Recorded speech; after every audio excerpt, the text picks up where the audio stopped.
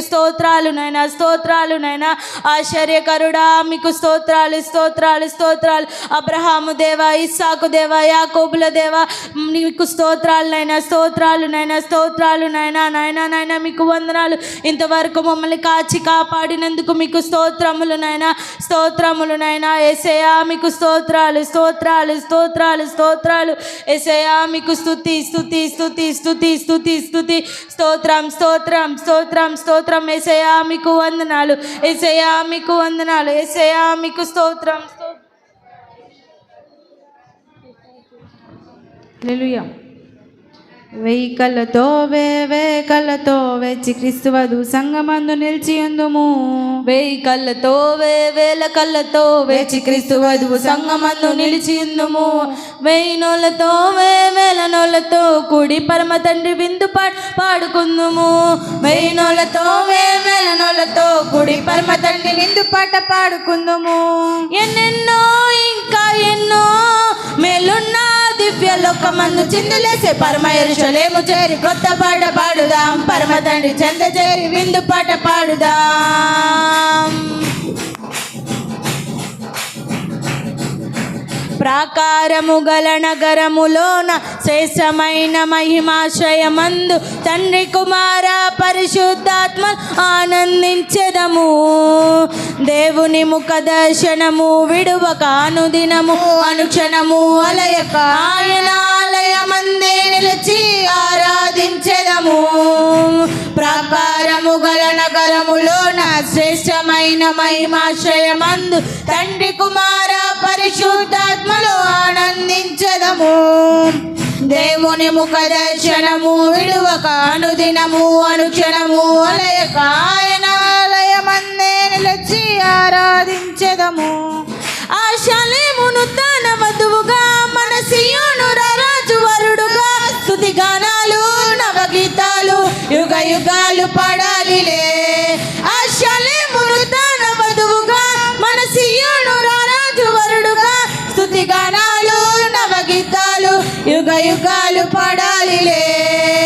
వెయ్యి కళ్ళతో వేవేల కళ్ళతో వేచి క్రీస్తు వధువు సంగమం నిలిచిందుము. వెయ్యి కళ్ళతో వేవేల కళ్ళతో వేచి క్రీస్తు వధువు సంగమందు నిలిచిందుము. వెయ్యి నోళ్ళతో వేవే నోళ్ళతో కూడి పరమ తండ్రి విందు పాట పాడుకుందుము.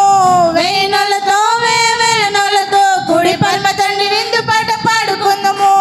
ఎన్నెన్నో ఇంకా ఎన్నో మేలున్న దివ్య లోకమందు చిందులేసే పరమ యెరూషలేము చేరి కొత్త పాట పాడుదాం. పరమ తండ్రి చెంత చేరి విందు పాట పాడుదాం. ఆయన మనలో నివాసముండును, ఆయన మనతో కాపురముండు. దేవుడు తానే నిత్యము మనకు తోడైయుండునులే. ఆయన మన కన్నీటిని తుడుచును, ఆయన మన దప్పికను తీర్చును. ప్రభువే మనపై నిత్యము మైలో వెలుగై ఉండునులే. ఆయన మనలో నివాసముండును, ఆయన మనతో కాపురముండు. దేవుడు తానే నిత్యము మనకు తోడైయుండునులే. ఆయన మన కన్నీటిని తుడుచును, ఆయన మన దప్పికను తీర్చును. ప్రభువే మనపై నిత్యము మైలు వెలుగై ఉండునులే. ఆశాలేమును తన వధువుగా మన సీయోను రాజు వరుడుగా స్తుతి గానాలు నవగీతాలు యుగ యుగాలు పాడాలిలే. ఆశాలేమును తన వధువుగా మన సీయోను రాజు వరుడుగా స్తుతి గానాలు నవగీతాలు యుగ యుగాలు పాడాలిలే. వెయ్యి కళ్ళతో వేవేకళ్ళతో వెచ్చి క్రీస్తు వధువు సంగమందు నిలిచి ఉందుము. వెయ్యి కళ్ళతో వేవేకళ్ళతో వెచ్చి క్రీస్తు వధువు సంగమందు నిలిచి ఉందుము. వెయ్యి నోళ్ళతో వేవేల నోళ్ళతో కూడి పరమ తండ్రి విందు పాట పాడుకుందుము. వెయ్యి నోళ్ళతో వేవేల నోళ్ళతో కూడి పరమ తండ్రి విందు పాట పాడుకుందుము. ఎన్నెన్నో ఇంకా ఎన్నో మేలున్న దివ్య లోకమందు చిందులేసే పరమ యెరూషలేము చేరి కొత్త పాట పాడుదాం. పరమ తండ్రి చెంత చేరి విందు పాట పాడుదాం.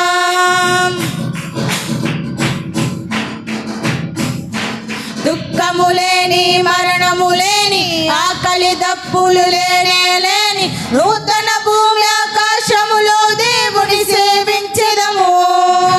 చీకటి లేని చింతలు లేని చిమ్మట లేని శ్రీమంతములో ఆయన చెంతే శాంతి సమాధానములను పొందెదము. దుఃఖము లేని మరణము లేని ఆకలి దప్పులు లేని నూతన భూమి ఆకాశములో దేవుని సేవించెదము. చీకటి లేని చింతలు లేని చిమ్మట లేని శ్రీమంతములో ఆయన చెంతే శాంతి సమాధానములను పొందెదము. ఆశాలేమును తన వధువుగా మన సియోను రాజు వరుడుగా స్తుతి గానాలు నవగీతాలు యుగ యుగాలు పడాలిలే. ఆశాలేమును తన వధువుగా మన సియోను రాజు వరుడుగా స్తుతి గానాలు నవగీతాలు యుగ యుగాలు పడాలిలే. వేకలతో వేకలతో వేచి క్రీస్తువధు సంగమందు నిలిచియుందుము. వేకలతో వేకలతో వేచి క్రీస్తువధు సంగమందు నిలిచియుందుము. వేయినోళ్ళతో వేలనోళ్ళతో కుడి పరమ తండ్రి విందు పాట పాడుకుందుము. వేయినోళ్ళతో వేలనోళ్ళతో కుడి పరమ తండ్రి విందు పాట పాడుకుందుము. ఎన్నెన్నో ఇంకా ఎన్నో మెల్లున్న దివ్య లోకమందు చిందులేసే పరమ యెరూషలేము చేరి క్రొత్త పాట పాడుదాం. పరమ తండ్రి చెంత చేరి విందు పాట పాడుదాం. పరమ యెరూషలేము చేరి క్రొత్త పాట పాడుదాం. పరమ తండ్రి చెంత చేరి విందు పాట పాడుదాం. పరమ యెరూషలేము చేరి క్రొత్త పాట పాడుదాం. పరమ తండ్రి చెంత చేరి విందు పాట పాడుదాం. పరమ యెరూషలేము చేరి క్రొత్త పాట పాడుదాం. పరమ తండ్రి చెంత చేరి విందు పాట పాడుదాం. పరమ యెరూషలేము చేరి పరమ తండ్రి చెంత చేరి విందు పాట పాడుదాం. పరమ యెరూషలేము చేరి క్రొత్త పాట పాడుదాం. పరమ తండ్రి చెంత చేరి విందు పాట పాడుదాం. వేయి కళ్ళతో వేల కళ్ళతో వేచి క్రీస్తువధు సంగమందు నిలిచిందుము. వేయి కళ్ళతో వేల కళ్ళతో వేచి క్రీస్తువధు సంగమందు నిలిచిందుము. వెయ్యి నోళ్ళతో వేలతో కూడి పరమ తండ్రి విందు పాట పాడుకుందుము. వెయ్యి నోళ్ళతో వేలతో కూడి పరమ తండ్రి విందు పాట పాడుకుందుము. ఎన్నెన్నో ఇంకా ఎన్నో మెల్లున్న దివ్య లోకమందు చిందులేసి పరమ యెరూషలేము చేరి క్రొత్త పాట పాడుదాం. పరమ తండ్రి చెంత చేరి విందు పాట పాడుదాం. పరమ యెరూషలేము చేరి క్రొత్త పాట పాడుదాం. పరమ తండ్రి చెంత చేరి విందు పాట పాడుదాం. పరమ యెరూషలేము చేరి క్రొత్త పాట పాడుదాం. పరమ తండ్రి చెంత చేరి విందు పాట పాడుదాం. పరమ యెరూషలేము చేరి క్రొత్త పాట పాడుదాం. పరమ తండ్రి చెంత చేరి విందు పాట పాడుదాం. పరమ యెరూషలేము చేరి క్రొత్త పాట పాడుదాం. పరమ తండ్రి చెంత చేరి విందు పాట పాడుదాం. పరమ యెరూషలేము చేరి క్రొత్త పాట పాడుదాం. పరమ తండ్రి చెంత చేరి విందు పాట పాడుదాం.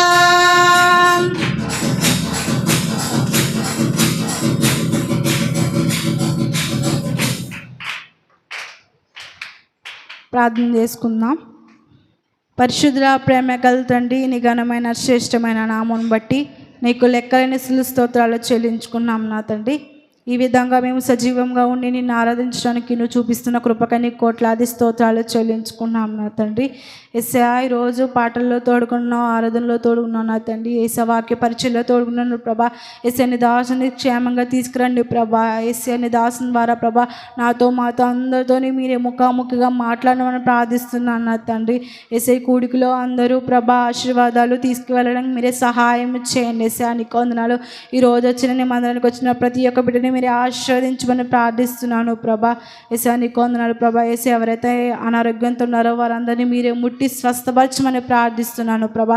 యేసయ్యా, మాకు కావాల్సిన వర్తమానాన్ని మీరే దయచేయండి. యేసయ్యా, యేసయ్యా, నీ దాసుని మీరే క్షేమంగా తీసుకురామని ప్రార్థిస్తున్నాను ప్రభా. యేసయ్యా, నీకు వందనాలు నా తండ్రి. యేసయ్యా, పాటల్లో వాక్యంలో యేసయ్యా పాటలు ఎంతగానో తోడుకున్నావు. యేసయ్యా, నీకు వందనాలు ప్రభా. యేసయ్యా, ఈ రోజు నీ మందిరానికి వచ్చిన ప్రతి ఒక్క బిడ్డని పేరు పేరున మీరే ఆశీర్వదించమని ప్రార్థిస్తున్నాను నా తండ్రి. అయ్యా, నీకు వందనాలు ప్రభా. నీ దాసుని ద్వారా మీరే మాతో మాట్లాడమని ఈ చిన్న ప్రార్థన పాదాలు చెందుకు చేర్చుకోమని యేసునామమున మన ప్రార్థన చేర్చున్నాం పరమ తండ్రి. ఆమేన్. ఆమేన్. దేవునికి స్తోత్రం. హల్లెలూయా, హల్లెలూయా. అందరు కూర్చుందాం. దేవుని పరిశుద్ధ నామమునకు మహిమ కలుగును గాక. ఆమేన్, ఆమేన్. ఈ రాత్రికాల సమయమందు దేవుని వాక్యమును ప్రబోధించడానికి మన మధ్యలోనికి వచ్చినటువంటి దైవజనులు మురముల్లా పాత ఇంజనం, పరిసర ప్రాంతాల్లో యవ్వన కాలంలో దేవుని చేత వాడబడుతున్న దైవజనులు మా కుమారులు పాస్టర్ ప్రకాష్ గారికి ప్రత్యేకమైన వందనాలు. మధ్యాహ్నం 3 గంటల సమయంలో ఫోన్ చేశాను, అబ్బాయి ఈరోజు రావాలి, ఈ రాత్రి దేవుని వాక్యాన్ని అందించాలని తెలియజేసినప్పుడు తప్పనిసరిగా వస్తాను బాబాయ్ అని చెప్పి ఈ రాత్రి మన మధ్యలోనికి రావడానికి దేవుడు ఎంతో సహాయం చేశారు. దేవునికి స్తోత్రం, హల్లెలూయా. మరి కూడి వచ్చిన మీ అందరికీ లైవ్లో ఈ ఛానల్ ద్వారా ఆయా ప్రాంతాల ఆయా దేశాల్లో ఉండి యేసయ్య మాటలు శ్రద్ధగా వింటున్న ప్రతి ఒక్కరికి మన ప్రభువును రక్షకుడైన యేసుక్రీస్తు నామములో మీ అందరికీ వందనాలు. దేవుడు మిమ్మల్ని అందరినీ ఆశీర్వదించునుగాక. ఆమేన్, ఆమేన్. ఒక చిన్న పాట పాడి దైవజనులకు సమయాన్ని అప్పగిద్దాం. నిన్ను మాత్రమే నేను నమ్మానయ్యా, నీవు మాత్రమే నా ధైర్యం యేసయ్యా. పాట పాడుతూ యేసయ్య నామాన్ని ఘనపడతాం. నిన్ను మాత్రమే నేను నమ్మానయ్యా, నీవు మాత్రమే నా ధైర్యం యేసయ్యా. నిన్ను మాత్రమే నేను నమ్మానయ్యా, నీవు మాత్రమే నా ధైర్యం యేసయ్యా. నీ బాహుబలమే నడిపించును, నా స్థితులన్నిటినీ సరిచేయును. నీ బాహుబలమే నడిపించును, నా స్థితులన్నిటినీ సరిచేయును. కృప చూపువాడవయ్యా, నీ పిల్లలకు కృప చూపువాడవయ్యా.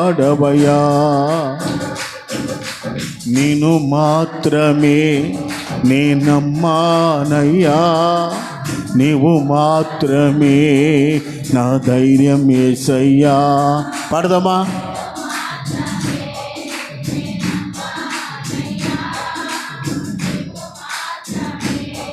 నా ధైర్యం యేసయ్యా.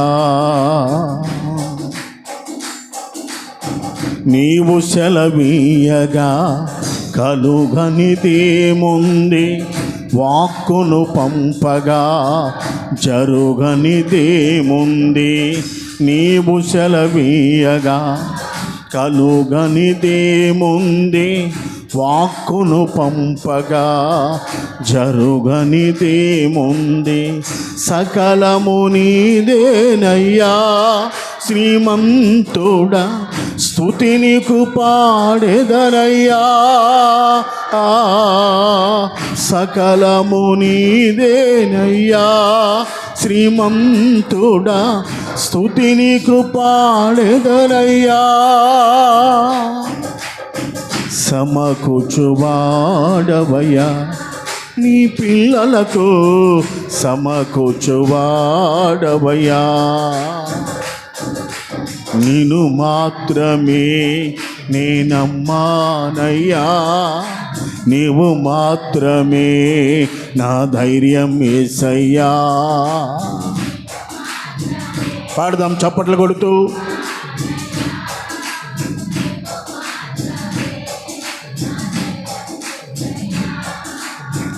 నా ముందు నీ ఉండగా ఎదురొచ్చువాడెవడు, కార్యము చేయగా అడ్డుపడువాడెవడు.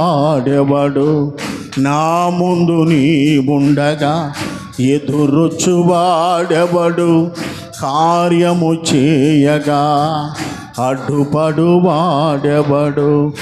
యుద్ధము నీదేనయ్యా ఓ శూరుడా, ముందుకు సాగెదనయ్యా.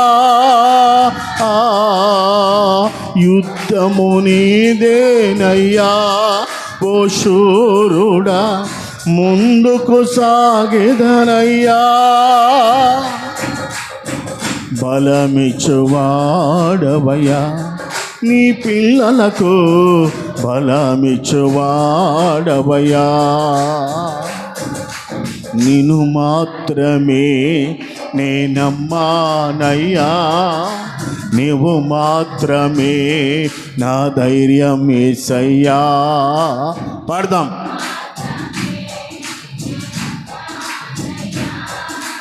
నీవు మాత్రమే నా ధైర్యం యేసయ్యా. నీవు కరుణించగా కాదను వాడెవడు, శక్తితో నింపగా ఓడించువాడెవడు.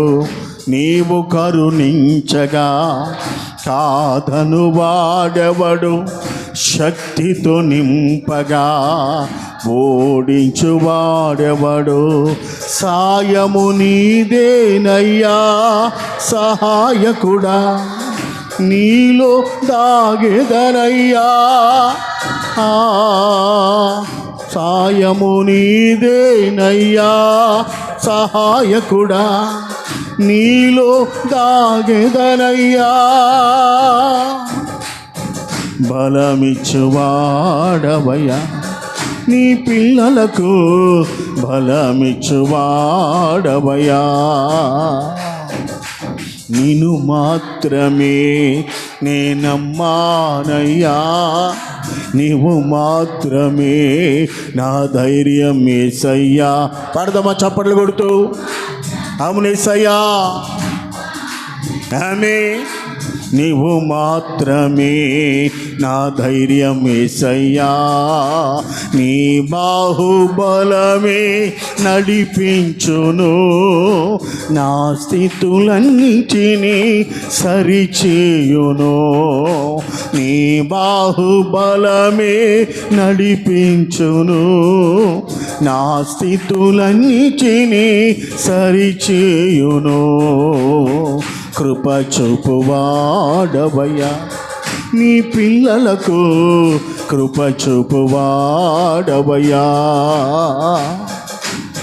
కృప చూపువాడవయ్యా, నీ పిల్లలకు కృప చూపువాడవయ్యా. సమకూర్చువాడవయ్యా, నీ పిల్లలకు సమకూర్చువాడవయ్యా.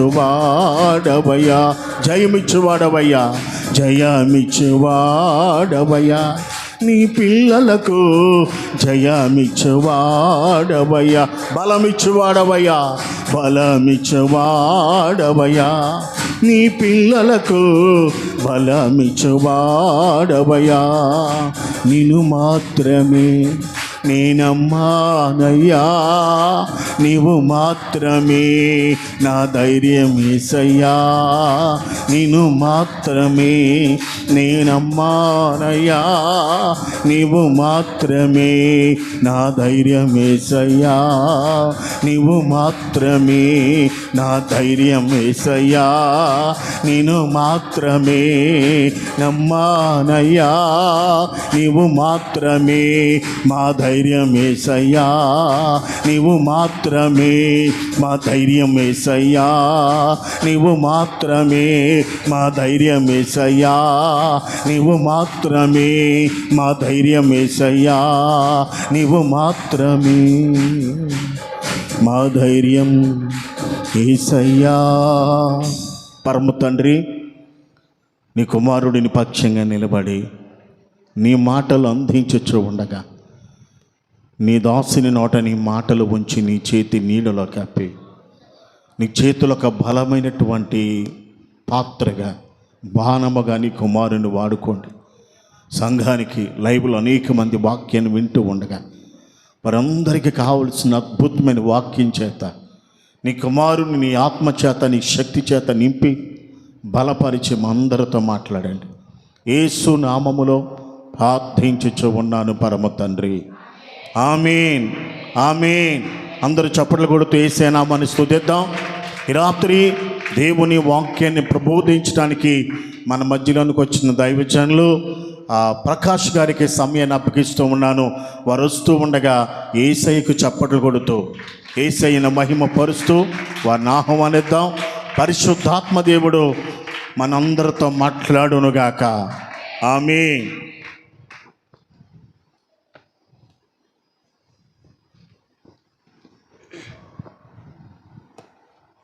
దేవుని పరిశుద్ధ నామానికి మహిమ కలుగును గాక.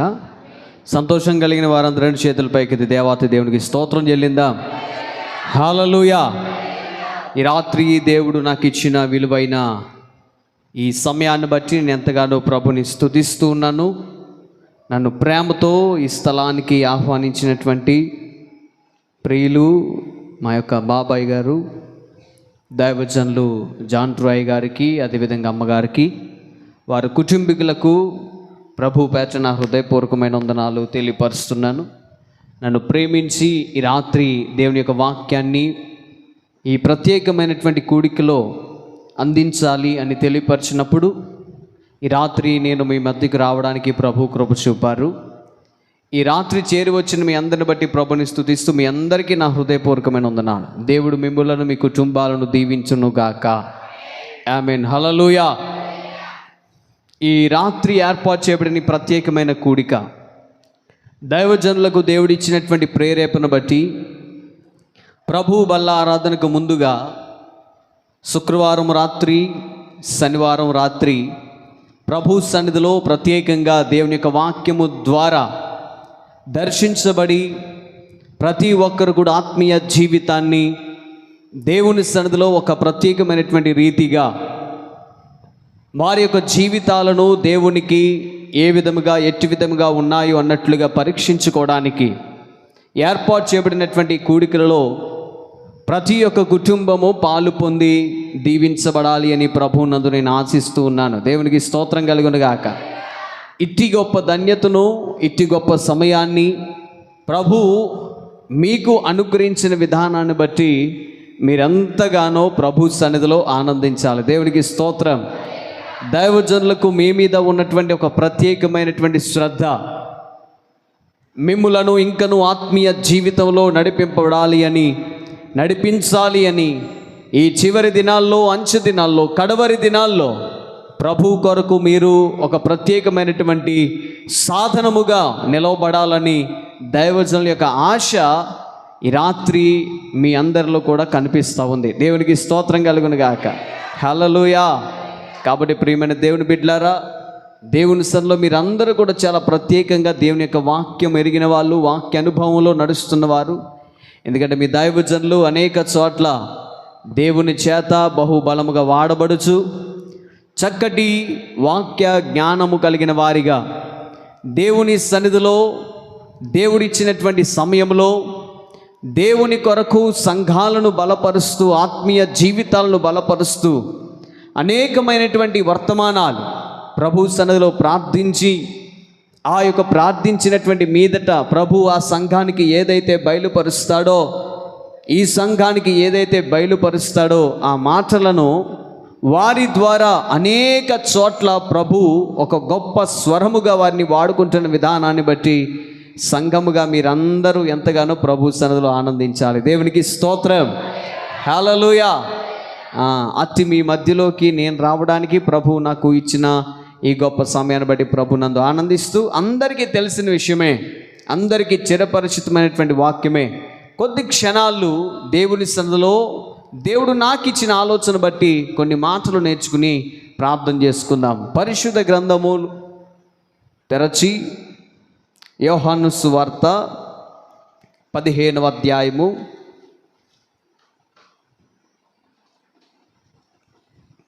మ్యాక్సిమం అందరికీ అర్థమైపోయి ఉండాలి. ఓకే. యోహాను సువార్త 15వ అధ్యాయము 5వ వచనంలో రాయబడిన మాట నేను చదువుతున్నాను, శ్రద్ధగా ఆలకించండి. ద్రాక్షవల్లిని నేను, తీగెలు మీరు. ఎవడు నా యందు నిలిచియుండునో, నేను ఎవరిని యందు నిలిచియుందునో వాడు బహుగా ఫలించును. నాకు వేరుగా ఉండి మీరేమియూ చేయలేరు. పరమ తండ్రి నీకు స్తోత్రం. చదవబడినటువంటి లేఖన భాగము నీదినైనా.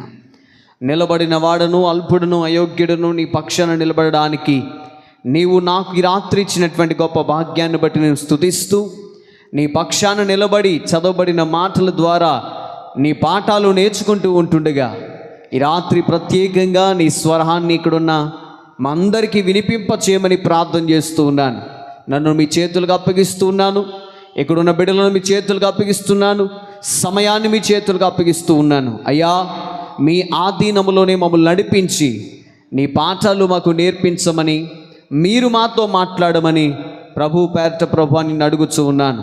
అంతేకాక ప్రభు, ఈ రాత్రి నీవు మాట్లాడితేనే మాకు ఉపయోగం కాబట్టి, నీవు మాట్లాడితేనే మా జీవితంలో వెలుగు కాబట్టి, నీ మాటలోనే మా యొక్క జీవితానికి ప్రభు, మా యొక్క ఆత్మీయ జీవితానికి ఒక ప్రత్యేకమైనటువంటి సంతోషము, సమాధానము కలుగుతుంది కాబట్టి, అతి విలువైన బంగారు మాట ఈ రాత్రి మా అందరితో కూడా మీరు మాట్లాడి మా జీవితాలు సరి చేయమని యేసు పరిశుద్ధ నామముని ప్రార్థన అడుగుచున్నాను పరమ తండ్రి, ఆమేన్. దేవునికి స్తోత్రం. ప్రియమైన దేవుని బిడ్డలారా, యోహాను సువార్త 15వ అధ్యాయం, ఇది చాలా ప్రత్యేకమైనటువంటి అధ్యాయముగా మనకు కనిపిస్తూ ఉంది.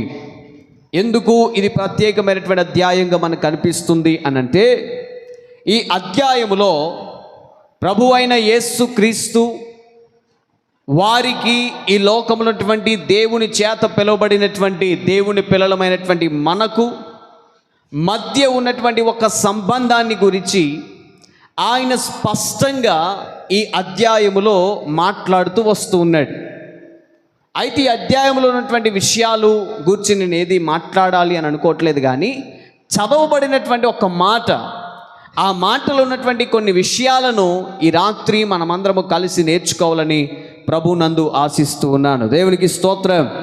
రాయబడిన మాటలో అంటున్నాడు, నా యందు ఎవడు నిలిచియుండునో, నేను ఎవని యందు నిలిచియుందునో వాడు బహుగా ఫలించును. దేవునికి స్తోత్రం. దేవుని సన్నిధిలో మనం అందరము కూడా ఫలింపబడాలి అని ఆశపడుతూ ఉంటాం. దేవుని సన్నిధిలో మనమందరము కూడా దేవుని చేత గుర్తించబడాలి అని ఆశిస్తూ ఉంటాం.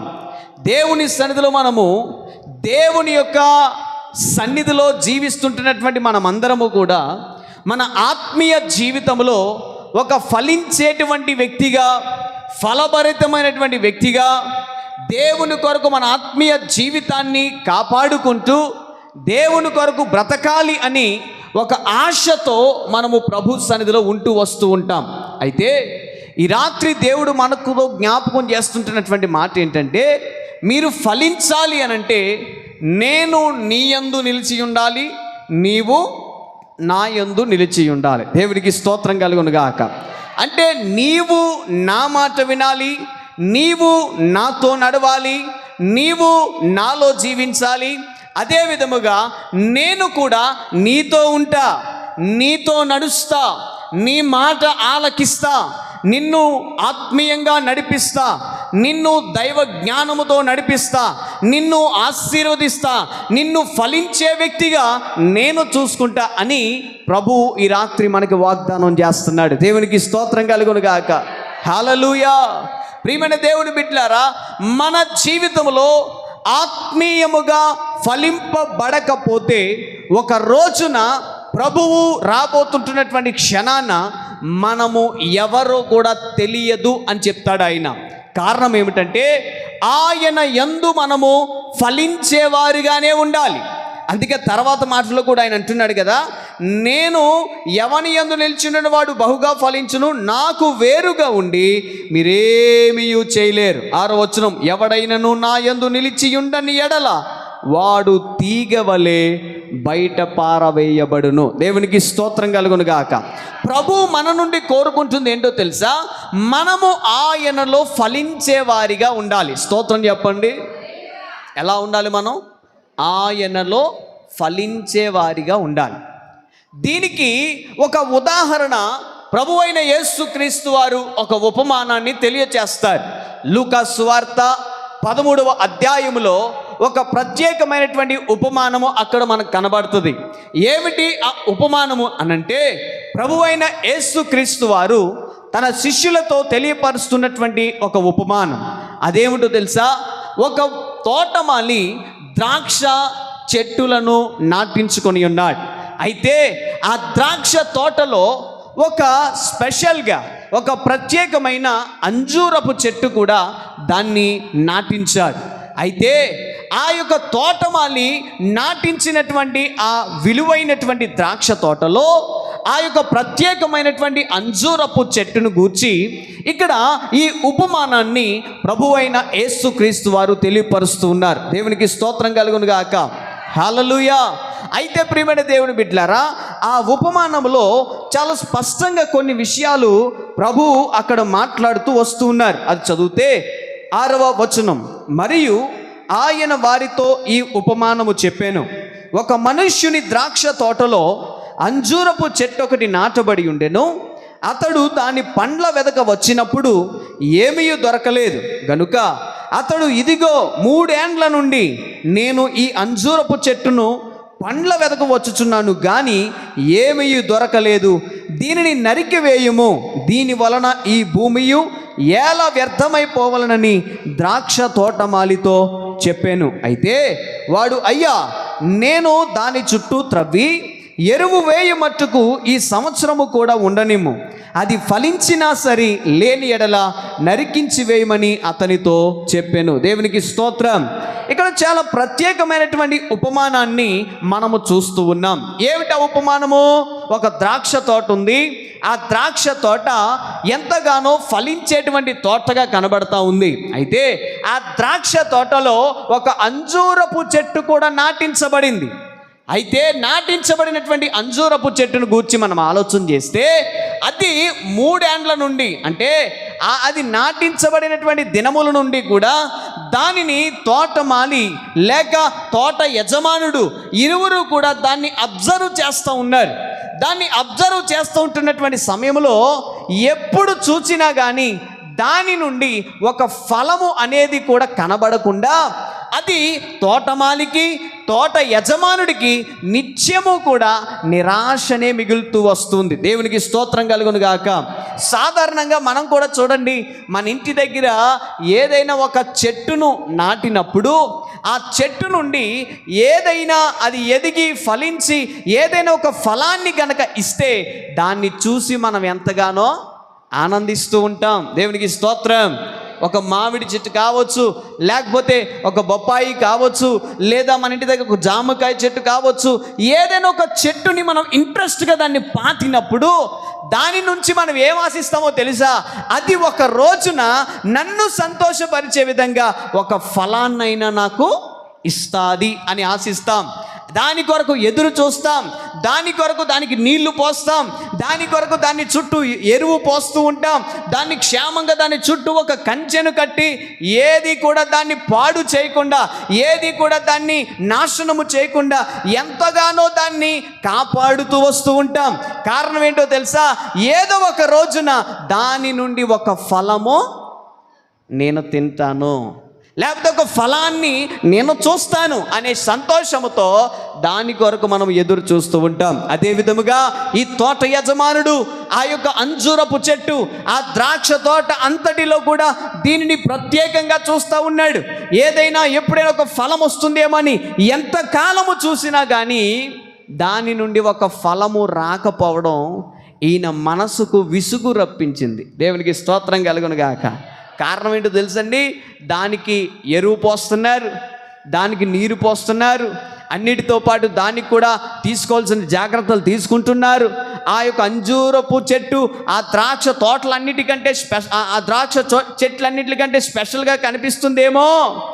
ఆ స్పెషల్గా కనిపిస్తుంటున్నటువంటి దాని దగ్గరికి వెళ్ళి నిత్యము కూడా అబ్బా ఎప్పుడు కాస్తుంది ఇది, ఎప్పుడు కాస్తుంది ఇది అన్నట్లు చూస్తున్నాడు. కానీ ఎంత చూసినా దాని నుండి ఒక ఫలం రావట్లా. నిరాశ చెంది తోటమాలిని పిలిచి అంటున్నారు, రే తోటమాలి, నాకు ఇంకొకసారి నేను ఈ తోటలో అడిగిపెట్టేటప్పటికి ఈ అంజూరపు చెట్టు ఉండడానికి వీల్లేదు, దీన్ని పీకిపడే, దీనివల్ల స్థలము పాడవుతుంది, దీనివలన చుట్టూ ఉన్న స్థలము ఎటు కాకుండా పాడవుతూ ఉంది, దాన్ని సేద్యము చేసి ఏదైనా ఒక మంచి చెట్టు వేస్తే దానివల్ల ఫలాలు వస్తుందేమో, దీన్ని తీసి ఎక్కడ పాడేయమంటున్నాడు? అగ్నిలో పడే. దేవునికి స్తోత్రం. అగ్నిలో దేన్ని పడేస్తారు? పనికి రాని దాన్ని, చెత్తగా ఉన్నదాన్ని, ఉపయోగం లేని దాన్ని అర్థమవుతుందా? ఫలించని దాన్ని ఏం చేస్తాం? తీసుకువెళ్ళి అగ్నిలో లేక పెంటలో లేకపోతే తోటలో ఉన్నటువంటి ఒక చోట దాన్ని పక్కన పడేసి దాన్ని తగలబెడతాం. అదే చెప్తున్నాడు ఇక్కడ ఉన్న తోటమాలితో. యజమానుడు అదే విషయాన్ని జ్ఞాపకం చేస్తున్నాడు. అయితే తోటమాలి ఏమంటున్నాడో తెలుసా? అయ్యా, ఇంతకాలము దాన్ని చాలా ఓపికతో భరించావు, ఓపికతో చూసావు, అయితే ఇంకో కొంతకాలం నాకు టైం ఇవ్వు, దాన్ని ఇంకా స్పెషల్గా దాన్ని ట్రీట్ చేస్తాను, దాన్ని చాలా స్పెషల్గా నేను చూస్తాను, దానికి నేను ఎరువు పోస్తాను, దాని చుట్టూ తవ్వుతాను, దాని వేర్లు మట్టుకు తవ్వుతాను, దాని వేర్లు మట్టుకు నేను మందు వేస్తాను, దానికి కావలసినటువంటి కొన్ని ఆ యొక్క రసాయనాలు వేస్తాను. దాని ద్వారా ఒకవేళ దానిలో ఉన్న చెడిపోయి, దానిలో ఉన్నటువంటి మలినం పోయి, దానిలో ఉన్నటువంటి ఫలించని తత్వము పోయి ఒకవేళ మరలా అది ఫలిస్తుందేమో, మంచిగా మన యొక్క ఆశను నెరవేరుస్తుందేమో, మన ఆశను తీరుస్తుందేమో, ఒక్కసారి కొద్ది సమయం ఇవ్వు. ఒకవేళ నేను అంత సేద్యపరిచిన తర్వాత కూడా అది ఫలించలేదనుకో, నువ్వు చెప్పక్కర్లా, నేనే ఏం చేస్తాను? దాన్ని నరికి ఎక్కడ పడేస్తా? అగ్నిలో పడేస్తానని చెప్పాడు. దేవునికి స్తోత్రం కలుగును గాక. అయితే రాత్రి ప్రభు ఈ యొక్క ఉపమానము ద్వారా మనకు నేర్పిస్తున్న పాఠం ఏంటో తెలుసా ప్రియమైన దేవుని బిడ్డలారా? ద్రాక్ష చెట్లు అనగా ద్రాక్ష తోట సంఘానికి సాదృశ్యంగా కనబడతా ఉంటే, అందులో ఉన్నటువంటి అంజూరపు చెట్టు ఈ సంఘములో ఉన్న ఒక్కొక్క విశ్వాసిని కూడా అది ప్రత్యేకంగా ఒక సాదృశ్యంగా చూపిస్తూ ఉంది. దేవునికి స్తోత్రం. అంజూరపు చెట్టు పరిశుద్ధ గ్రంథము ద్వారా మనకు నేర్పిస్తున్న పాఠం ఏంటంటే, మానవ జీవితానికి ఒక ప్రత్యేకమైనటువంటి సాదృశ్యంగా అది మనకు కనబడతా ఉంది. ప్రియమైన దేవుని బిడ్డలారా, ద్రాక్ష చెట్టు దేవుని మందిరం అయితే, ద్రాక్ష చెట్టు దేవుని సన్నిధి అయితే, ద్రాక్ష చెట్టు దేవుని సంఘం అయితే, ఆ సంఘములో నాటబడిన నీవు నేను మనమందరము కూడా ఒక్కొక్క అంజూరపు చెట్టు వలె ఉన్నాం. దేవునికి స్తోత్రం కలుగును గాక. తోట యజమానుడి ప్రభు అయిన యేసుక్రీస్తు వారైతే తోట మాలిగా ఈ సంఘానికి కాపరి అయినటువంటి దైవజనుడు కనిపిస్తూ ఉన్నాడు. దేవునికి స్తోత్రం చెప్పండి. హల్లెలూయా. ఈ ద్రాక్ష తోటను చూసి యజమానుడు ఎంతగానో సంతోషిస్తూ ఉంటాడు.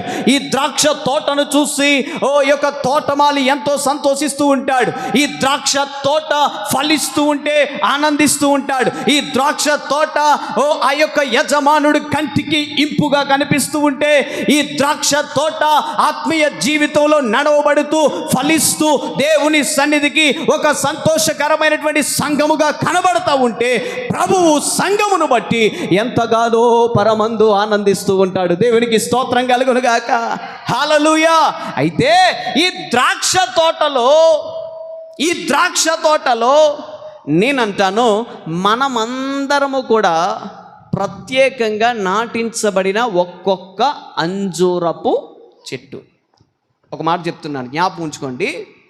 ఇదంతా ద్రాక్ష తోట, ఇక్కడ ఉన్న మనం అందరము ద్రాక్ష తోట, అంటే ఇక్కడ ఉన్న ప్రజలందరూ ద్రాక్ష తోట. అయితే ఈ ద్రాక్ష తోటలో అంజూరపు చెట్టు ఎవరంటే నేను.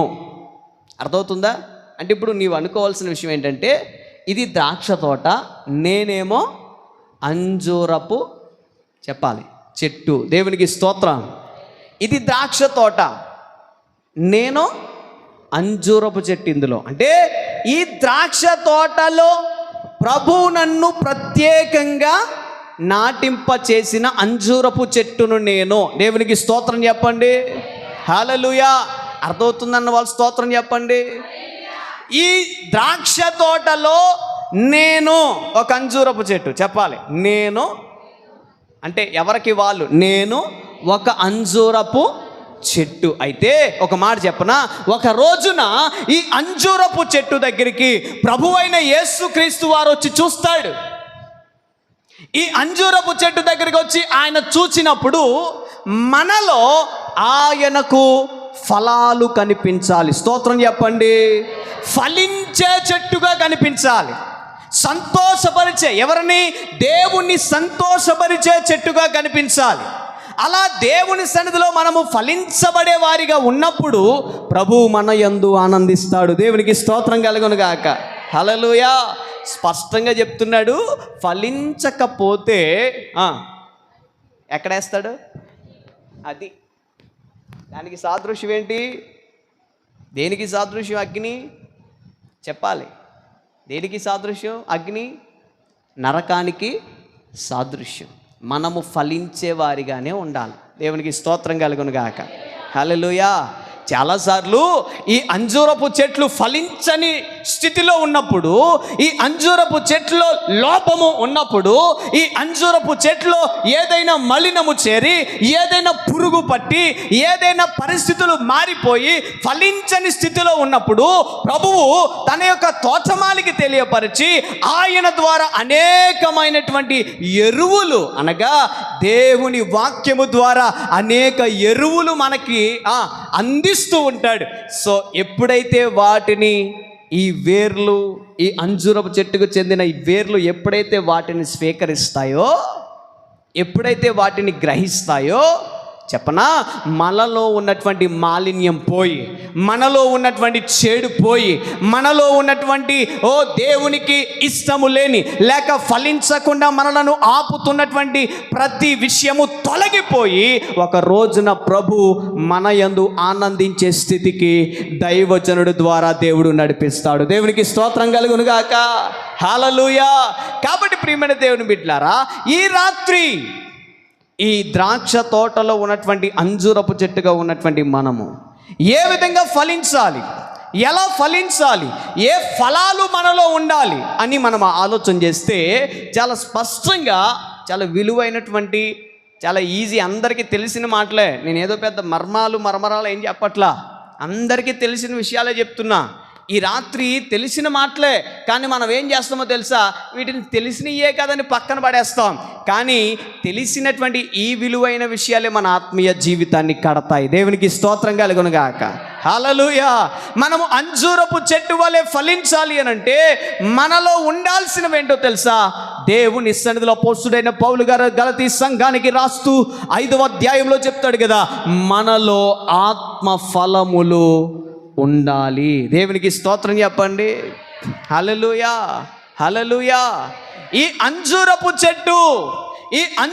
చెట్టు దేవుని వాక్యము ద్వారా ఎప్పుడైతే మనకు దేవుడు కొన్ని విషయాలలో మనము నలిగిపోతూ చెదిరిపోతూ ఉంటున్నటువంటి క్షణాన్న దేవుడు తన వాక్యము ద్వారా కడుతూ ఉంటున్నప్పుడు, ఆ కడుతుంటున్నటువంటి క్షణాలలో మనము దేవుని సన్నిధిలో ప్రియమైన దేవుని బిడ్డలారా ఆత్మ ఫలములను కలిగేవారిగా, ఆత్మ ఫలములను ఫలించేవారిగా ఈ లోకములో జీవించడానికి ప్రయత్నం చేస్తే నేను తప్పక చెప్పగలను, మనము ఆయనలో ఉండగలుగుతాం, ఆయన మనలో ఉండగలుగుతాడు. తద్వారా మనము ఫలించేడి వారిగా ఉంటాం. దేవునికి స్తోత్రం కలుగును గాక.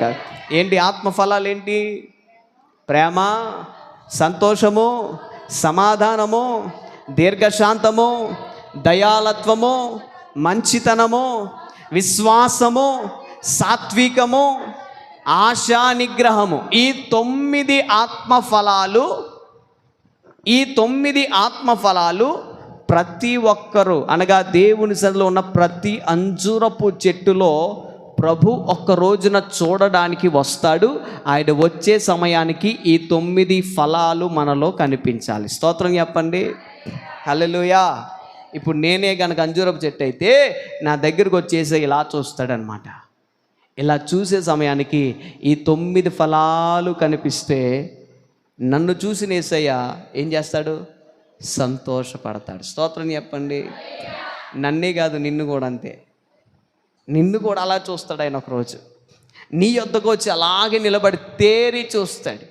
అలా తేరి చూసినప్పుడు ఈ 9 ఫలాలు గనక నీలో కనిపిస్తే ఇక చాలు, అంతే. నీ యొద్ద నుండి ఆయన ఎంత ఆనందాన్ని సంపాదించుకుంటాడో. దేవునికి స్తోత్రం. ప్రభుని సంతోషపరిచేవారిగా ఉండాలా, దుఃఖపెట్టేవారిగా ఉండాలా? ఇంకోటి తెలుసా, ఈ 9 ఫలాలు కలిగిన వాళ్ళుగా ఉన్నవారు మాత్రమే బల్లలో చెప్పాలా, చేతులు కలపాలా. స్తోత్రం కలుగును గాక. ఆత్మఫలాలు ఫలించకుండా దాన్ని తాకడానికి ఎవరికి కూడా వీలు లేదండి, యోగ్యత లేదండి. అందుకే అపోస్తలుడైన పౌలు కొరింథీ సంఘానికి రాస్తూ అంటాడు కదా, కాబట్టి ఎవడైనను అయోగ్యముగా అర్థమవుతుందా? అయోగ్యముగా అంటే యోగ్యత లేకుండా దాన్ని ముడితే ట్రీట్మెంట్ ఎలాగుంటుందో కూడా చాలా స్పష్టంగా ఆయన జ్ఞాపకం చేస్తాడు. దేవునికి స్తోత్రం కలుగును గాక. హల్లెలూయా. కాబట్టి ప్రియమైన దేవుని బిడ్డలారా, ఆయన వచ్చే సమయానికి ఈ 9 ఆత్మఫలాలు మనలో ఉండునుగాక. ఆమేన్. హల్లెలూయా. ఏంటండి ఆత్మఫలాలు ఏంటి? మొదటిది మనలో ఉండాల్సిందేంటి? ప్రేమ. మనలో ఉండాల్సిందేంటి? ప్రేమ. ప్రేమ కలిగి ఉండేవారిగా ఉండాల. క్రైస్తవ జనాంగముగా ఈ లోకంలో పిలువబడుతుంటున్నటువంటి ప్రతి ఒక్కరూ ఎదుటివారి పట్ల ఒక ప్రత్యేకమైన ప్రేమ కలిగే వారిగా ఉండాలి. ఆజ్ఞలలో కూడా దేవుడు ప్రత్యేకంగా చెప్తున్నాడు కదా, నిన్ను వలే నీ పొరుగు వారిని. అంటే నిన్ను నీవు ఎలా అయితే ప్రేమిస్తావో, నీ మీద నీవు ఎలాగైతే ఒక ప్రత్యేకమైనటువంటి ప్రేమను కలిగి నీ అందాన్ని ప్రేమిస్తావు, నీ జ్ఞానాన్ని ప్రేమిస్తావు, నీ తెలివిని ప్రేమిస్తావు, నీ శరీరాన్ని ప్రేమిస్తావు, నీ డ్రెస్ని ప్రేమిస్తావు. అవునా కదా? మనలను మనమే చూసుకుని ఏమైపోతాం? మురిసిపోతూ ఉంటాం. మనమంటే మనకి ఎంత ప్రేమో పక్కల కోసం తర్వాత, మనం అంటే మనకెంత ప్రేమో, మన ప్రాణం అంటే మనకెంత ప్రేమో, మన అందం అంటే మనకెంత ప్రేమో, మన జ్ఞానం అంటే మనకెంత ప్రేమో, మన ఆస్తులంటే మనకెంత ప్రేమో, వీటన్నిటినీ ప్రేమిస్తాం. కానీ సాటి వ్యక్తిని మాత్రం మనం ప్రేమించని వారిగా ఉంటాం. దేవునికి స్తోత్రం కలుగునుగాక. కానీ దేవుని పిల్లలకి ఉండాల్సిందేంటో తెలుసా? ఎదుటి వారిని ప్రేమించే తత్వము మనలో ఉండాలి. దేవునికి స్తోత్రం. ఈ ఫలం నీలో ఉందా? ప్రేమిస్తున్నావా? నీ తల్లిదండ్రులను ప్రేమిస్తున్నావా? నీ కుటుంబంలో ఉన్నటువంటి నీ భర్తను, నీ బిడ్డలను, నీకున్నటువంటి సమస్తాన్ని, నీకున్నటువంటి ఇరుగు పొరుగు వారిని నువ్వు ప్రేమిస్తూ ఉన్నావా? ప్రియమైన దేవుని బిడ్డలారా, దేవుని ప్రేమ మనలో ఉండేవారిగా మనం ఈ లోకములో బ్రతికినప్పుడు, దేవుని ప్రేమ కనిపరిచేటువంటి సాక్షులుగా ఈ లోకంలో మనం ఉన్నప్పుడు, మన ద్వారా అనేకులను మనం ప్రభువులో నడిపించడానికి ప్రభు కృప చూపుతూ ఉంటాడు. దేవునికి స్తోత్రం కలుగునుగాక. హల్లెలూయా. ఎదుటివారిని మనము ప్రేమించే ఏం చేయాలా? మన హక్కున చేర్చుకోవాలి. దేవునికి స్తోత్రం కలుగునుగాక. ఎదుటివారిని ప్రేమించాలి. ఎదుటివారిని తిడితే మన దగ్గరికి ఎవడు రాడు. ఎదుటివారిని మనము రకరకాలుగా వ్యత్యాసాలుగా మాట్లాడితే మన దగ్గరికి ఎవడు రాడు. ఎదుటివారిని గాయపడే విధముగా మాట్లాడితే మన యొద్దకు ఎవరు రారు. ఎవరినైతే మనము ప్రేమిస్తామో, ప్రేమతో మాత్రమే మనము ఎవరినైనా ఈ లోకములో దేవుని యొద్దకు నడిపించగలుగుతూ ఉంటాం. దేవునికి స్తోత్రం. అండ్ యేసుక్రీస్తు ఆయన తన జీవితంలో ఎలా ప్రజలందరికీ బోధించాడు, ఎలా ప్రజలందరినీ దేవుని వైపు త్రిప్పాడు, ఎలా ప్రజలందరినీ ఆయన కొరకు నడిపింపబడ్డాడు? కేవలము ఆయన ప్రేమ చూపి మాత్రమే. ఆయన ప్రేమ చూపాడు కాబట్టే ఆయనను ఎందరు కొట్టినా, ఎందరు బూతులాడినా, ఎందరు ఆయనను గాయపరిచినా ఆయన ఏమన్నాడు తెలుసా? వీరేమి చేస్తున్నారో వీరు ఎరుగరు కాబట్టి అయ్యా వీరిని క్షమించి. అంత ప్రేమ ఆయనలో ఉంది. దేవునికి స్తోత్రం. మరి దేవుని బిడ్డలమని చెప్పుకుంటూ, దేవుని కుమారులను, దేవుని కుమార్తెలమని చెప్పుకుంటూ ఈ లోకంలో మన యొక్క జీవితాలను నడిపించుకుంటున్నటువంటి మనము ఎటువంటి దేవుని ప్రేమ కలిగి ఉన్నాం అన్నది చాలా ప్రాముఖ్యం. దేవుని బిడ్డలుగా పిలువబడుతున్నటువంటి మన జీవితాల్లో ప్రియమైన దేవుని బిడ్డలారా, ఎలా క్రీస్తును ఈ లోకానికి పరిచయం చేయాలంటే, ఎలా మన సాక్ష్యాన్ని లోకానికి పరిచర్య చేయాలి అని అంటే, ఆయనలో ఉన్న ప్రేమ మనలో కూడా మనము కలిగి ఎదుటివారికి లోకంలో కనపరిచే వారిగా ఉండాలి. దేవునికి స్తోత్రం చెప్పండి. హల్లెలూయా, హల్లెలూయా. ఎంత గాయపరిచినా చెప్పాలి, ఎంత గాయపరిచినా మనం ఏం చూపించాలా? ఇక్కడ కొడితే, ఒక చెంప మీద కొడితే చెప్పాలా? చెప్పండి, నిజం చెప్పండి. ఒక చెంప మీద కొడితే ఏం చూపించాలా? రెండో చెంప చూపిస్తామా? చూపిస్తామా? చెప్పండి, చూపిస్తామా? లైవ్ వెళ్తుంది, లేకపోతే చూపిస్తామండి. మనం చూపియం. కానీ ప్రభు నేర్పినటువంటి పాఠాలు మనం నేర్చుకుని ఆ ప్రేమను మనము ప్రాక్టికల్గా మనం ఈ లోకంలో చూపిస్తే తప్పక చెప్పగలము. ప్రభువు కొరకు ఒక సాక్షులుగా ఈ లోకంలో మనం నిలబడగలుగుతాం. దేవునికి స్తోత్రం కలుగును గాక. హల్లెలూయా. సో కాబట్టి ప్రేమ కలిగే వారిగా ఉందాం. అందుకే కొరింథీ సంఘానికి కూడా అపోస్తలుడైన పౌలు జ్ఞాపకం చేస్తూ ఉంటాడు, ప్రేమ సమస్త దోషములను కప్పుతుందంట. సమస్త దోషాలను కప్పుతుంది. ప్రేమే ప్రత్యేకమైనది, ప్రేమే చాలా విలువైనది అనేటువంటి విషయాలను పౌలు గారు చాలా స్పష్టంగా కొరింథీ సంఘంతో మాట్లాడుతూ వస్తాడు. దేవుడికి స్తోత్రం కలుగును గాక. హల్లెలూయా. ఒకసారి ఆ విషయాలను మనం జ్ఞాపకం చేసుకుంటే, కొరింథీ సంఘంతో మాట్లాడుతుంటున్నటువంటి ఆ విషయాలను మనము జ్ఞాపకం చేసుకుంటే, ప్రియమైన దేవుని బిడ్డలారా, పరిశుద్ధ గ్రంథంలో కొరింథీ పత్రిక 14వ అధ్యాయం అంతా, 13వ అధ్యాయము కూడా, 13వ అధ్యాయము 14వ అధ్యాయం, 2 అధ్యాయాల్లో కూడా ప్రేమను గూర్చి ఎంత స్పష్టంగా చెప్తున్నాడు. పౌలు ఆయన గూర్చి ఏమని సాక్ష్యం చెప్తున్నాడో తెలుసండి. 13వ అధ్యాయం 1వ వచనంలో, మనుష్యుల భాషలతోనూ దేవదూతల భాషలతోనూ నేను మాట్లాడినను ప్రేమ లేనివాడనైతే, అర్థమవుతుందా? నేను ఎంత భక్తి కలిగిన వ్యక్తినైనా, నేను ఎంత భాషలతో మాట్లాడే వ్యక్తినైనా, నేను ఎంత ప్రార్థనాపరుడినైనా, ఎంత దేవుని సన్నిధిలో ఆరాధికుడినైనా, ఎంత పాటగాడినైనా, నేను ఎలాంటి వాడినైనా, నాలో గనక ప్రేమ లేకపోతే నేను ఎలాంటి వాడిని? వ్యర్థుడను. దేవునికి స్తోత్రం చెప్పండి. హల్లెలూయా. అర్థమవుతుందా? నీవెంత ప్రార్థనాపరుడు అయినా, ఎంత ప్రార్థనాపరురాలువైనా, దేవుని సన్నిధిలో ఎంత పరిచర్య చేసే వ్యక్తివైనా, ఎలాంటి వ్యక్తివైనా, నీలో గనక ప్రేమ లేకపోతే అవన్నీ కూడా వ్యర్థమే. దేవునికి స్తోత్రం కలుగును గాక. చాలా ఉన్నతమైనటువంటి విషయాలు మీరు ఇంటి దగ్గర రేపు వెళ్ళి చదువుకోండి.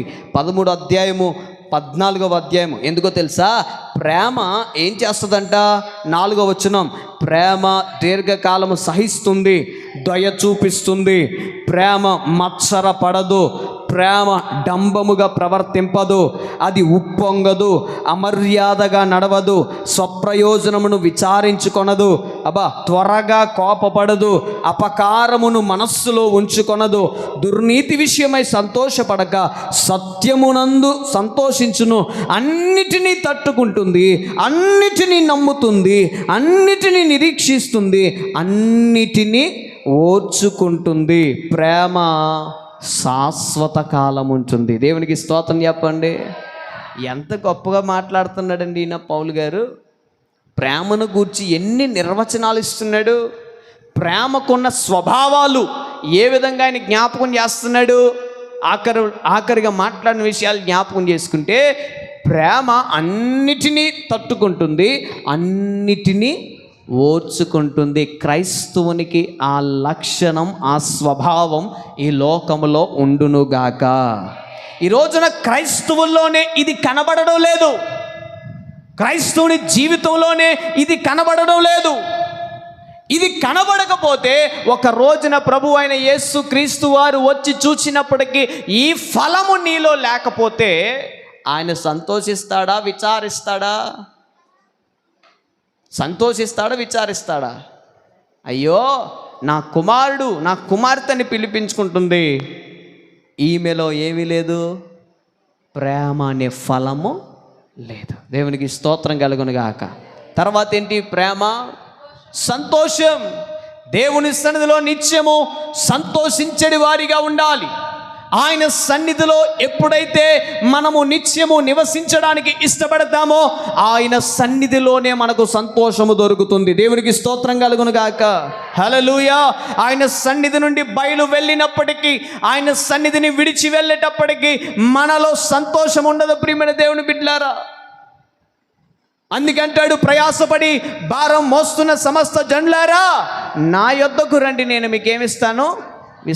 విశ్రాంతి ఉంటే చాలు, ఆటోమేటికల్గా సంతోషం మనకు వస్తుంది. ఆ ప్రయాసలన్నీ ఇక్కడికి వచ్చాక ఏమైపోతాం? మర్చిపోతాం. ఇంటికాడ ఎన్నో సమస్యలు, ఎన్నో బాధలు, ఎన్నో ఇబ్బందులు అవన్నీ కలిగి క్లమ్జీగా మనం అందరము కూడా చాలా ఇబ్బందికరమైన పరిస్థితిలో ఉంటాం. కానీ ఎప్పుడైతే ప్రభు సన్నిధికి వచ్చి పాడుతూ ఉన్నామో, ప్రభు సన్నిధికి వచ్చి ఆరాధిస్తూ ఉన్నామో, ప్రభు సన్నిధికి వచ్చి ప్రార్థిస్తూ ఉన్నామో, ప్రభు సన్నిధిలో దేవుని వాక్యాన్ని వింటూ ఉన్నామో, ప్రభు సన్నిధిలో ఆయన వైపు చేతులెత్తి ఆయనను మనము గణపరుస్తూ ఉన్నామో, ఆటోమేటికల్గా మన హృదయములో చెప్పలేని సంతోషాన్ని ప్రభు నింపుతాడు. దేవునికి స్తోత్రం చెప్పండి. అవునా కాదా? ఆ అనుభవం వస్తుందా రాదా? ఇంటి దగ్గరికి వెళ్ళేప్పుడు ప్రార్థన అయిపోద్ది, ఇంటికి వెళ్ళేటప్పటికి మరలా ఈ సంతోషం ఉంటుందా? ఈ చిరునవ్వు ఉంటుందా? ఈ చిరునవ్వు ఉంటుందా? నవ్వుతాం అంతే. కానీ మనసులో మనస్ఫూర్తిగా ఎప్పుడు ఆ సంతోషకరమైన నవ్వు కారణం ఏంటో తెలుసా? ఈ లోకములో ప్రస్తుతానికి అపవాది ఏలుబడిలో మనిషి యొక్క జీవితంలో, కుటుంబ జీవితాల్లో అపవాది ఏం చేస్తున్నాడో తెలుసా? సంతోషము సమాధానము లేకుండా చేస్తున్నాడు. దేవునికి స్తోత్రం కలుగునుగాక. హల్లెలూయా. కాబట్టి ఈ భయంకరమైనటువంటి దినాలలో ప్రియమైన దేవుని బిడ్డలారా, మనం ఎప్పుడైతే ఆయనలో జీవించడానికి, ఆయనలో నిలిచి ఉండడానికి, ఆయనతో నడిపించబడడానికి, ఆయనతో మన యొక్క జీవిత యాత్రను కొనసాగించబడడానికి ఇష్టపడతామో, ఆటోమేటికల్గా దేవుడు ఏం చేస్తాడో తెలుసా? మనలో ఆయన సంతోషాన్ని నింపుతాడు. దేవునికి స్తోత్రం కలుగును గాక. ఆయన సంతోషాన్ని మనలో నింపుతాడు. అందుకు ఒక పాట ఉంటుంది కదా, సంతోషం నాకు సంతోషం యేసు నాలో ఉంటే సంతోషం. అదేవిధంగా సంతోషం నీకు సంతోషం యేసు నీలో ఉంటే సంతోషం. హల్లెలూయా. ఆనందమే ఎల్లావేళ సంతోషమే. దేవునికి స్తోత్రం చెప్పండి. మనకెప్పుడు సంతోషం దొరుకుతుంది? ఎప్పుడు సంతోషంగా ఉండగలం? కొంతమంది చూడండి, ఎంత కుటుంబంలో శాంతి సమాధానాలు ఉన్నా కానీ వాళ్ళ ముఖంలో నవ్వు మాత్రం రాదు. కొంతమంది నవ్వరండి, సంతోషంగా కనబడరండి.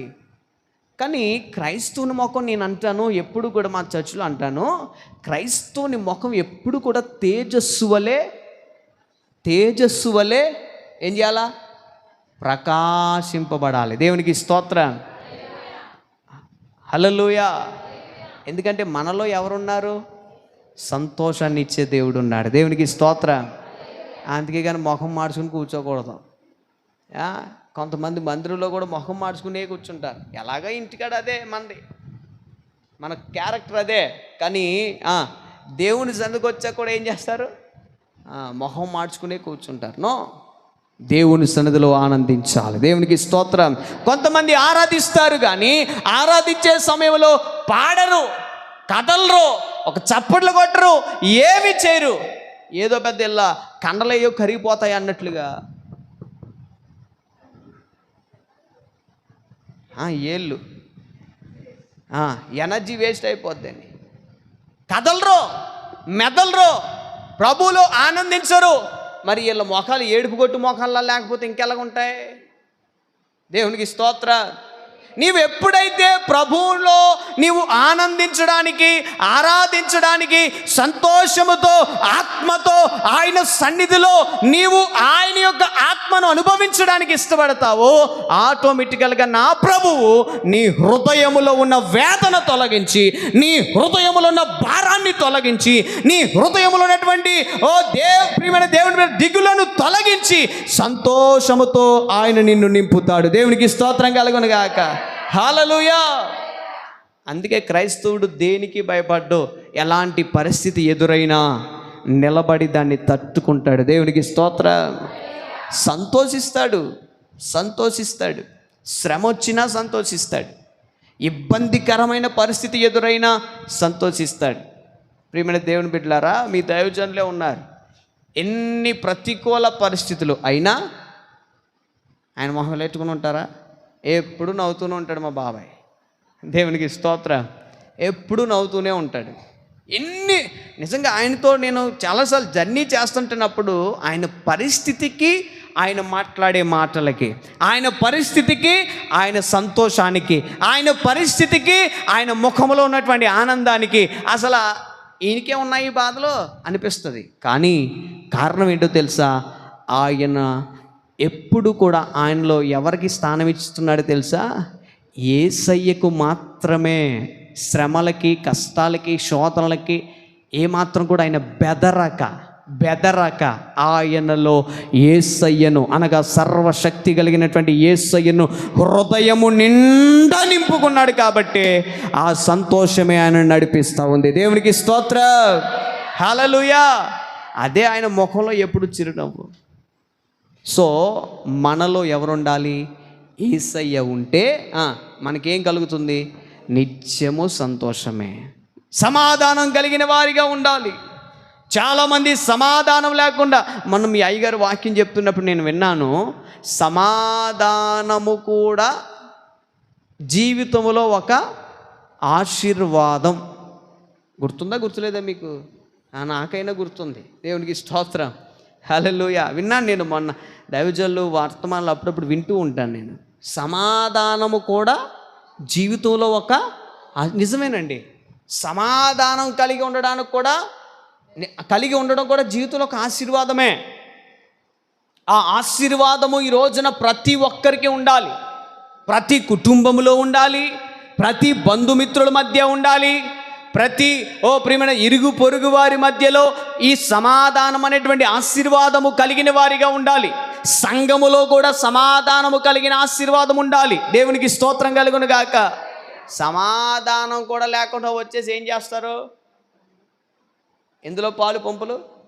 బల్లలో పాలు పంపులు. సమాధానం లేకుండా పాలు పంపులు పొందకూడదండి. పూర్వీకులు అసలు దాన్ని ఒప్పుకునేవారు కాదు.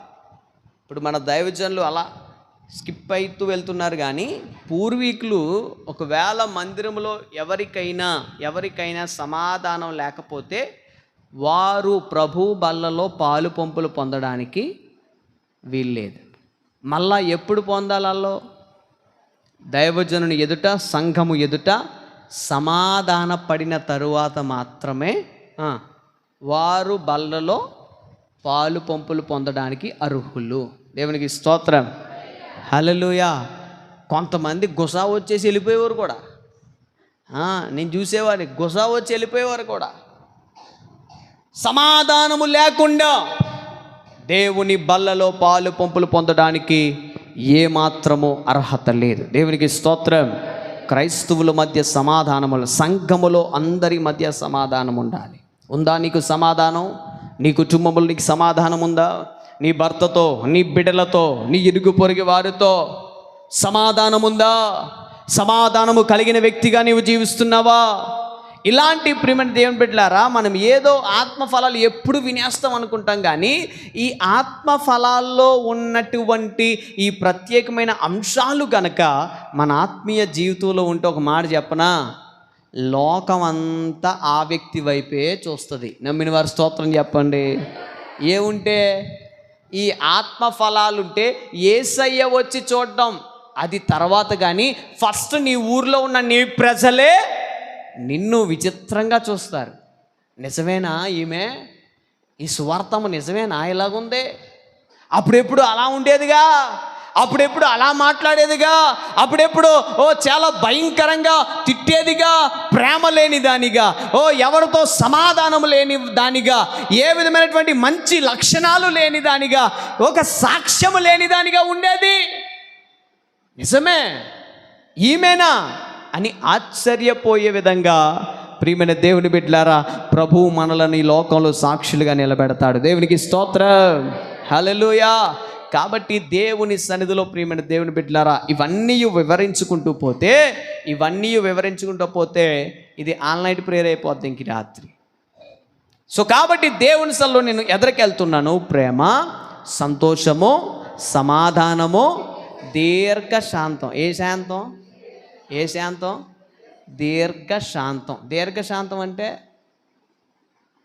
దీర్ఘశాంతం అంటే అసలు ఇంకెప్పుడు కూడా వాళ్ళకి ఏం రాదో, కోపం రాదు. కోపమే రాదు అసలు. నువ్వు ఏం తిట్టే, ఏం చేసి కోపమే రాదు. దీర్ఘశాంతం అంటే అది చదువుకోవడానికి చాలా బాగుంది, శాంతమనిలాగా అన్నట్టు. దీర్ఘశాంతం అంటే ఏ క్షణాన్న కూడా కోపము రాని తత్వం. నిజమే, మనం నవ్వుకుంటాం, కానీ క్రైస్తవుని యొక్క జీవితంలో ఇది చాలా ప్రత్యేకమైనది. ఏమంటే ఒక మాట చెప్తున్నాను, ఈ లోకంలో నువ్వు నేను మనమందరం ఏదో రోజు ఈ లోకాన్ని విడిచి వెళ్ళిపోతాం. ఎవ్వరికి లోకం శాశ్వతమో కాదు. కానీ ఒక మాట చెప్పనా, ఈ ఆత్మ ఫలాలు గురించే ఎందుకు మాట్లాడాలని నేను ఆశపడుతున్నానంటే, ఈ ఆత్మ ఫలాలు మనం ఈ లోకాన్ని విడిచి వెళ్ళే సమయానికి మన సాక్ష్యాన్ని లోకంలో నిలవబెడతాయి. దేవునికి స్తోత్రం. అందుకే అంటాడు కదా ప్రసంగి, సుగంధ తైలము కంటే మంచి పేరు మేలు. నేను అంటాను, మంచి పేరు అని అంటే ఈ లోకంలో మంచి సాక్ష్యము. ఎప్పుడు వస్తుంది మనకు ఆ సాక్ష్యం? ఇలాంటి స్వభావాలు మనలో ఉన్నప్పుడు. ఏ స్వభావాలు? ప్రేమ కలిగేవారిగా, సంతోషంగా ప్రభు కొరకు జీవించేవారిగా, అదేవిధంగా దీర్ఘశాంతము సమాధానము కలిగేవారిగా, తర్వాత దయ కలిగిన వారిగా. ఏముండాలా? ఎవరికైనా ఏదైనా ఆపద వచ్చేటప్పటికి మనకే ఎవరికైనా ఆపద వచ్చే సమయానికి మనకు కాదులని వెళ్ళిపోకూడదు. అది క్రైస్తవ లక్షణం కాదు. మరి క్రైస్తవ లక్షణం ఏంటి? ఆ ఆపదలో అక్కడ ఎవరు ఉండాలి? మనం ఉండాలి. దేవునికి స్తోత్రం. మనం ఉండాలి ఆ సహోదరుల పక్షాన వెళ్ళి. అర్థమవుతుందా? ఊరికే ఇలాంటి స్వభావాలు ఏమీ లేకుండా ఊరికే వచ్చి బల్లలో పాలు పంపులు పొందకూడదండి. ఎవడు అయోగ్యముగా తీసుకుంటాడో వాడు శిక్షావిధి కలగడానికే తీసుకుంటున్నాడు. అది పాస్టర్ గారు చెప్తే అందరికీ ఎక్కలేని కోపం వచ్చేస్తుంది. కానీ అది ఒక నియమం. అది దేవుడు మన కొరకు ఏర్పరిచిన ఒక నియమం. ఆ నియమమును మనం పాటించాలి. అందుకే ఈ ఆత్మ ఫలాలు కలిగిన వారిగా మనం ఈ లోకంలో జీవించి అప్పుడు దానిలో మనము పాలు పంపులు పొందడానికి ప్రయత్నం చేయాలి. దేవునికి స్తోత్రం కలుగునుగాక. దయ కలిగిన వారిగా, ఎవరి మీదనైనా దయ చూపించే వారిగా ఉండాలి. ఆపదలో ఉన్నప్పుడు, కష్టములో ఉన్నప్పుడు వారి కొరకు నువ్వు ప్రార్థించాలి, వారి కొరకు నువ్వు ప్రయాసపడాలి, వారి కొరకు నీవు వెళ్ళి నిలబడాలి. వారి ఆపదలో ఉన్నప్పుడు, ఇబ్బందిలో ఉన్నప్పుడు నీ వెళ్ళి దయ కలిగిన మనసుతో వారి పక్షాన ఏం చేయాలా? నిలబడాలి. దేవునికి స్తోత్రం. ఈరోజు చాలామంది మనకెందుకులే, మన చుట్టమా, మన ఇంటి పేరా, మన కులమా, మన ఊర్లా, మనకు చెందిన వాళ్ళ, మన సంఘస్థులా, వద్దొద్దు. అలాంటి స్వభావాలు మనలో ఉండకూడదు. క్రైస్తవునిగా నువ్వు చేయాల్సింది ఏంటో తెలుసా? దయ కలిగిన వ్యక్తి వలె దయ చూపించే వారిగా ఉండాలి. దేవునికి స్తోత్రం. బేదల పట్ల దయ చూపించాలి. అందుకే అంటాడు కదా మత్తయి సువార్త 5వ అధ్యాయంలో, బేదలను కటాక్షించువాడు ధన్యుడు. పరలోక రాజ్యం ఎవరిదే? వాళ్ళదే. దేవునికి స్తోత్రం కలుగునుగాక. హల్లెలూయా. కాబట్టి ప్రియమైన దేవుని బిడ్డలారా, దయ కలిగే వారిగా ఉండాలి. తర్వాత మంచితనం ఉండాలా, మంచి స్వభావం మనలో ఉండాలా. ఎవరినైనా మంచిగా పలకరించాలా, మంచి తత్వాన్ని మనం ఈ లోకంలో కలిగి ఉండాలా. ఎవరినైనా నవ్వుతూ పలకరించాలా, ఎవరినైనా సంతోషంతో విష్ చేయాలా, ఎవరినైనా సంతోషంతో మాట్లాడాలా, ఎవరినైనా సంతోషంతో పలకరించాలా. ఈ లోకంలో ఉన్న ప్రియమైన దేవుని బిడ్డలారా, లోకస్తులేంటి, ఎవరి పట్లైనా సరే ఒక మంచి హృదయాన్ని కలిగే వారిగా ఈ లోకంలో బ్రతకడానికి ప్రయత్నించడానికి దేవుని సంఘంలో ఉన్న ప్రతి ఒక్కరూ ప్రయాసపడాలని ప్రభు పేట మనం చేస్తున్నాను. దేవునికి స్తోత్రం కలుగునుగాక. మంచితనము, విశ్వాసము కలిగి ఉండాలి. విశ్వాసం గూర్చి ప్రియమైన దేవుని బిడ్డలారా, కొంతమంది భక్తుల గురించి మనం ఎంత వారి గురించి నేర్చుకున్నా ఆ పాటలు రోజులే తరగవండి. అబ్రాహాము గూర్చి కావచ్చు, నోవహు గూర్చి కావచ్చు, యోబు గూర్చి కావచ్చు, దావీదు గూర్చి కావచ్చు, దానియేలు గూర్చి కావచ్చు, యెహోషువ గూర్చి కావచ్చు, మోషే గూర్చి కావచ్చు. వారు దేవుని పట్ల కనుపరిచినటువంటి విశ్వాసాన్ని గూర్చి మనమందరము నేర్చుకోవడానికి ప్రయత్నం చేస్తే ఎన్ని దినాలైనా, ఎన్ని రాత్రులైనా సరిపోదు. దేవునికి స్తోత్రం. అన్ని పాఠాలు వారు మన మధ్య ఉంచి వెళ్ళిపోయారు. దేవునికి స్తోత్రం కలుగునుగాక.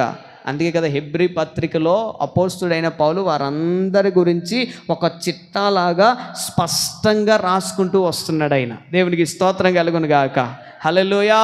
విశ్వాసమును గురించి ఒక పాఠాన్ని రాసుకుని వస్తున్నాడు. అందుకే దేవుని లేఖనం సెలవిస్తుంది కదా, విశ్వాసము లేకుండా దేవునికి ఇష్టుడై ఉండుట అసాధ్యము. దేవునికి స్తోత్రం కలుగును గాక. విశ్వాసము లేకపోతే దేవునికి ఏమాత్రం నువ్వు ఇష్టడు అవ్వలేవు. ఎన్ని ప్రయత్నాలు చేసి ఎన్ని విధాలుగా నువ్వు భక్తి చేస్తున్నట్లుగా నటించినా ఏది చేసినా నీలో దేవుని మీద నమ్మకం విశ్వాసం లేకపోతే, ప్రియమైన దేవుని బిడ్డలారా, చాలామంది యేసుక్రీస్తు వారి ద్వారా స్వస్థతలు పొందుకున్నారు. ఎలా పొందుకున్నారు? యేసయ్య ప్రతిసారి అనేవాడు, నీ విశ్వాసమే నిన్ను స్వస్థపరిచేది. దేవునికి స్తోత్రం చెప్పండి.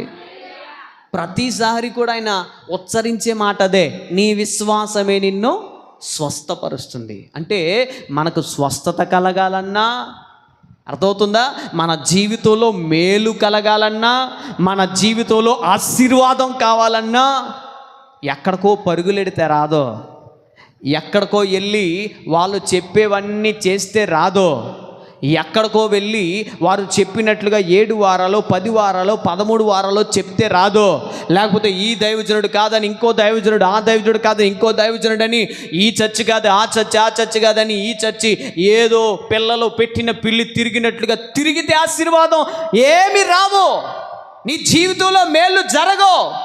కానీ దేవుని సన్నిధిలో నీవు ఎక్కడైతే నాటించబడ్డావో అక్కడే విశ్వాసముతో చేతులెత్తి ఆయన వైపు చేతులు చాచి నీవు ప్రార్థించి నీ యొక్క ప్రతి పరిస్థితిని దేవునికి తెలియపరిచినప్పుడు నీ విశ్వాసము ద్వారా నా దేవుడు నీ పట్ల కార్యాన్ని జరిగిస్తాడు. దేవునికి స్తోత్రం. నీ దైవజనుడు నీ మీద చెయ్యి వేసి నిన్ను ఆశీర్వదించినప్పుడు విశ్వాసంతో మాట స్వీకరిస్తే నీ దైవజనుడు నోట నుండి ఏ వాగ్దానపు మాట నీ జీవితంలో నీకు హృదయంలో వినబడతదో ఆ వినబడిన క్షణాన యేసు నామములో ప్రభువా ఆ మాట నా జీవితంలో నెరవేర్చబడునుగాక అని ఎప్పుడైతే నీవు దేవుని సన్నిధిలో విశ్వాసముతో దాన్ని స్వీకరిస్తావో నేను చెప్పగలను, నీ దైవజనుడు నోట నుండి వచ్చే వాగ్దానపు మాట వల్ల కూడా నీ జీవితంలో మేలు జరుగుతుంది. దేవునికి స్తోత్ర. కార్యము జరుగుతుంది. అర్థమవుతుందా? సో పరిగెలెట్టడం మానేయండి, వారాలు చేయడం మానేయండి, ఏజ్ రక్తం చేయి. హల్లెలూయా. దేవుని సన్నిధిలో నీ దైవజనుడి ద్వారా విశ్వాసముతో నీ మందిరంలో నీ దైవజనురాలి ద్వారా విశ్వాసముతో నీవు మందిరంలో ప్రార్థన చేయించుకుంటే నేను చెప్పనా, నీవు నీ జీవితంలో ఎన్నడూ చూడలేని అద్భుత కార్యాలు నా దేవుడు జరిగిస్తాడు. దేవునికి స్తోత్రం. నా దేవుడు పక్షపాతి కాదండి. అక్కడ ఉండడానికి ఎక్కడ ఉండడానికి వాళ్ళ మందిరంలోనో వీళ్ళ మందిరంలోనో ఉండడానికి నా దేవుడు అలాంటి పక్షపాతి కాదు. దేవునికి స్తోత్రం. హల్లెలూయా. తన యందు భయభక్తులు గలవారి ఎడల నిత్యము కూడా ఆయన మేలు చేయువాడిగా ఉన్నాడు. దేవునికి స్తోత్రం. హల్లెలూయా. కాబట్టి విశ్వాసము కలిగేవారిగా, విశ్వాసమును గురించి పాఠము ఎంత చెప్పినా తక్కువే. తర్వాత ఏం కావాలా? సాత్వికమైన మనసు, నెమ్మది తత్వం ఉండాలి, సాత్వికమైన మనసు ఉండాలి, సెన్సిటివ్గా. అర్థమవుతుందా? మనం ఏదో నోరించుకుని నడిపోకూడదు, ప్రతిదానికి చాలా సెన్సిటివ్గా మాట్లాడాలా. సాత్వికమైన మనసు, సాత్వికమైన జ్ఞానము, సాత్వికమైన మాట మన నోట నుండి రావాలా. దేవునికి స్తోత్రం. మనోళ్ళు కూడా పడిపోతూ ఉంటారు. అంటే చాలు పడిపోతారు, అంటే చాలు పడిపోతారు. నో, సాత్వికమైన మనసు. ఈ లక్షణాలు కనుక నీలో ఉంటే చాలు, నేను చెప్పనా, లోకమే నిన్ను ప్రత్యేకంగా చూస్తుంది. దేవునికి స్తోత్రం. సంఘంలో వాళ్ళు చూడటం ఏమో కానీ లోకమే నిన్ను ప్రత్యేకంగా చూస్తుంది. ఒక మాట చెప్పనా, నీ ద్వారా అనేకులు ప్రభు మందిరానికి చేర్చబడతారు. స్తోత్రం కలుగును గాక. హల్లెలూయా. రాబోయే దినాల్లో ప్రభు ఒక గొప్ప మందిరాన్ని ఇవ్వబోతున్నాడు కాబట్టి ఆ ఇవ్వబోతున్నటువంటి మందిరములో నీ ద్వారా, నీ ప్రవర్తన ద్వారా, నీ ఆత్మ ఫలముల ద్వారా అనేకులు మందిరములో చేర్చబడుదురుగాక. నీవే ఒక వాహనం అయిపోతావు. అప్పుడు నీవే అనేకులకు మార్గదర్శి అయిపోతావు. నీవే అనేకులను నడిపించే వ్యక్తిగా ఒక సాక్ష్యముగా నిలబడిపోతావు. ఎప్పుడో తెలుసా? ఈ సింపుల్ అనుకుంటున్నావు కదా, ఇది ఆత్మఫలాలు. ఈ స్వభావాలు నీలో ఈ రోజు నుండే వాటిని నీవు కలిగి ఉండి వాటి యొక్క ఫలితాలు, వాటి యొక్క ఫలములను అనుభవించే వ్యక్తిగా, వాటి యొక్క ఫలములను లోకానికి కనపరిచే వ్యక్తిగా జీవించడానికి ప్రయత్నం చేస్తే నీవే ఒక సాక్ష్యం అయిపోతావు ఎర్రగొరువులో. దేవునికి స్తోత్రం చెప్పండి. హల్లెలూయా. అట్టి కృప ప్రభు మనకి ఇవ్వాలని ప్రార్థన చేయండి. అట్టి కృప నాకు ఇవ్వాలి ప్రభువా. ఈ అంజూరపు చెట్టు అలా మారిపోవాలి నాయనా. ఈ అంజూరపు చెట్టు ఇప్పటి వరకు ఫలించట్లా. ఈ అంజూరపు చెట్టు నిజమేనైనా నాలో ఈ ఫలాలు లేవు. ఏమొకవేళ ఈ రాత్రే నీవు వచ్చుంటే నన్ను చూసి అసహించుకుందివేమో, అందుకే ఈ రాత్రి నీవు నాతో ఈ విషయాలు జ్ఞాపకం చేస్తున్నావేమో అని ఈ రాత్రి గనక నీవు ఈ ఫలములు గూర్చి ప్రభువుని అడిగితే నా ప్రభు మరలా నిన్ను జ్ఞాపకం చేసుకుని ఫలించే వ్యక్తిగా నిన్ను నా దేవుడు నిలపి ఒక రోజు ఆయన వచ్చే సమయానికి నిన్ను చూసి సంతోషపరిచేటువంటి ఒక సాధనముగా దేవుడు నిన్ను నిలబెడతాడు. దేవునికి స్తోత్రం కలుగునుగాక. హల్లెలూయా. విశ్వాసము విశ్వాసము విశ్వాసము సాత్వికము ఆశ నిగ్రహం. ఇది చాలా ప్రాముఖ్యం. ఏంటండి? ఆశ నిగ్రహం. కనిపించేదల్లా మనకే కావాలా, కనిపించేదల్లా మనకే కావాలా. ఈ మనిషికి ఇది బాగా అలవాటైపోయింది ఈ రోజుల్లో. అర్థమవుతుందా? కనిపించేదల్లా మనకే కావాలా. కనిపించే బంగారం మనకే కావాలా, కనిపించే చీర మనకే కావాలా, కనిపించే కారు మనకే కావాలా, కనిపించేటువంటి ఇల్లు మనకే కావాలా. ఇంకా మనకి ఈ రోజున మనిషికి ప్రియమైన దేవుని ఆశకి అద్దు ఉందా? లేదు. కానీ క్రైస్తవుడు ఎప్పుడు కూడా దేవుడు ఇచ్చిన దానిలోనే ఏం చేయాలా? తృప్తి పొందాలా. దేవునికి స్తోత్రం. ఈ తృప్తి లేకండి భయంకరంగా ఈ రోజున పరిస్థితులు మారిపోతూ ఉన్నాయి. ఈ తృప్తి లేకే హత్యలు, ఈ తృప్తి లేకే దొంగతనాలు, ఈ తృప్తి లేకే ఈ రోజున ఒకరి మీద ఒకరు గొడవలు, ఈ తృప్తి లేకే ఈ రోజున కోర్టులో కేసులు, రకరకాల ఫైటింగ్లు, అడావుళ్ళు. ఏమి లేక? ఈ ఆశా నిగ్రహము ప్రభు ఇచ్చిన దానిలో తృప్తి పొందకుండా, తృప్తి పడకుండా అన్నీ ఏం చేయాలా? నాకే కావాలా, అన్నీ నాకే కావాలా. No no no no. అలాంటి స్వభావము దేవుని పిల్లలమైన మనలో ఉండకుండునుగాక. ఆమేన్. హల్లెలూయా. తర్వాత ఆశా నిగ్రహము అని ఇవి మాత్రమే. దేవునికి స్తోత్రం చెప్పండి. ఒకసారి ఆ మాట చదువుకుందాం. ఆఖరి ఆ మాట చదువుకొని ప్రార్థన చేసుకుందాం. ఇట్టి వాటికి విరోధమైనది నియమమేదియు లేదు. దేవునికి స్తోత్రం కలుగునుగాక. హల్లెలూయా. అందుకే అక్కడ అంటాడు కదా, శరీరమును దాని ఇచ్చలతోనూ దురాశలతోనూ సిలువ వేసి ఉన్నారు. ఈ శరీరానికి సంబంధించిన ప్రతి క్రియలకు క్రైస్తవునిగా మనము సిలువ వేసి వాటికి ఏం చేయాలో తెలుసా? ఫలించడి వారిగా, ఈ ఆత్మ ఫలాలు కలిగిన వారిగా. ఏంటి?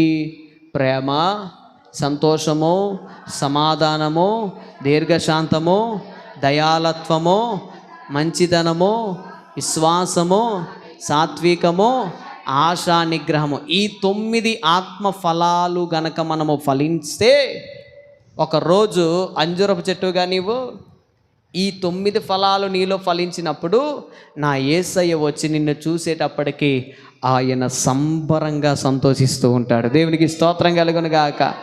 ఆనందిస్తూ ఉంటాడు ఆయన. దేవునికి స్తోత్రం. హల్లెలూయా. ప్రియమైన దేవుని బిడ్డలారా, ఇప్పటి వరకు నీవు ఫలించకుండా ఉంటూ ఉన్నావు. అందుకే చాలా సందర్భాల్లో నీ దైవజనుడు మోకాళ్ళు నీ ప్రార్థన చేస్తున్నాడు.